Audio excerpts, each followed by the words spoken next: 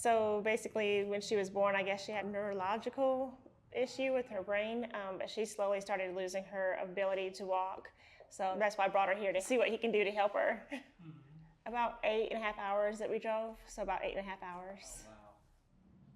This side moves well, this side not so much. So as I push here, you can see her head kind of bob. Yeah. And if I push here, it's very, very stuck. You are it. Oh, bless I him. know, I know.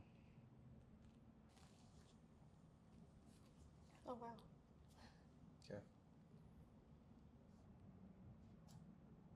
Oh, wow. Yeah, that's all her. Yeah. So she has some strength in the back of her legs, don't she? Oh, for sure. Yeah. Yeah, she has the strength. It's just she's Trying to lacking get it up there. lacking the coordination right now. So Yeah.